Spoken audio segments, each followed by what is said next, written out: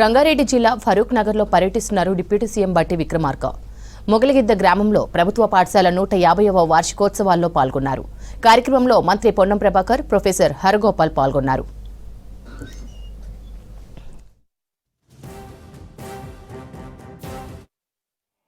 బూరుగుల రామకృష్ణారావు గారన్న మా అందరికీ ఎనలేనటువంటి భక్తి శ్రద్ధలతో కూడినటువంటి గౌరవభావం ఉంది.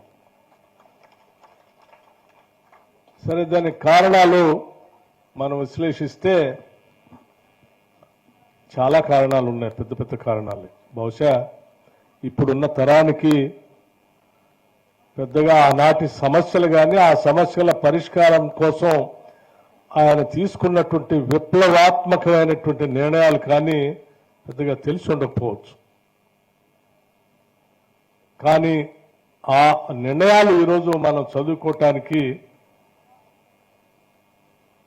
సామాన్యంగా కనపడుతుండొచ్చేమో, ఎందుకంటే అలవాటు పడినాం కాబట్టి.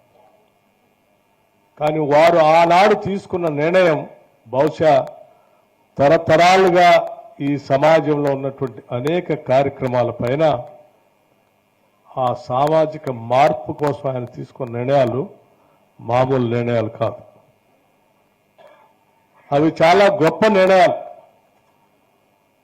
దున్నేవాడిదే భూమి,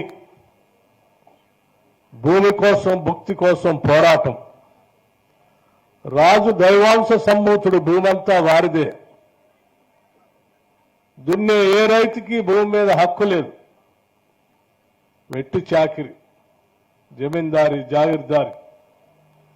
అటువంటి పరిస్థితుల్లో హైదరాబాద్ స్టేట్ కాంగ్రెస్ స్థాపకుడిగా ఈ ప్రాంతంలో ఆనాటి ఉమ్మడి మహబూబ్నగర్ జిల్లాలో పుట్టినటువంటి మహానుభావుడు ఒక కుగ్రామంలో పుట్టి ఇక్కడ చదువుకొని అట్లాగే వివిధ ప్రాంతాలకు వెళ్ళి చదువుకొని వారు లాయర్గా పట్టా పుచ్చుకున్న తర్వాత కూడా ప్రాక్టీస్ చేస్తూ కూడా భవిష్యత్తుకి అదొక మార్గదర్శకత్వం. భవిష్యత్తులో ఇప్పుడు మనం చరిత్ర చూస్తే తప్ప భవిష్యత్తు మనకు కనబడేటువంటి పరిస్థితి కాదు. కాబట్టి 150 సంవత్సరాలు అనేది ఈరోజు ఒక సగటు మనిషి 75 సంవత్సరాలు జీవిస్తే అటువంటి 2 జన్మలకు సరిపడేటువంటి ఒక ఈ స్కూల్కి దాని కింద స్టార్ట్ అయింది. అప్పుడు ఇవాళ ఈ పాఠశాల ఆనాడు ప్రారంభానికి ఆలోచన చేసి కార్యరూపం తీసుకొచ్చిన వాళ్ళందరూ కూడా మన హృదయపూర్వకంగా చేతులు జోడించి నమస్కారం చేయాలి. అందుకే లీడర్లు మా ఊర్లో పాఠశాల కావాలి, మా ఊర్లో దవాఖాన కావాలి అనేటువంటి వ్యవస్థ నుంచి ఇప్పుడు ఆ పాఠశాలలకు గవర్నమెంట్ స్కూళ్ళలో నామోషి అనేది వచ్చింది. సార్ దయచేసి చాలా క్వాలిఫైడ్ టీచర్స్ ఏమనంటే తప్పవుతుంది, కానీ నిజంగా కూడా అనేక ప్రవేశ పరీక్షలు పాస్ అయి వచ్చినటువంటి అధ్యాపకుల దగ్గర పిల్లలు జాయిన్ అయితే లేరు.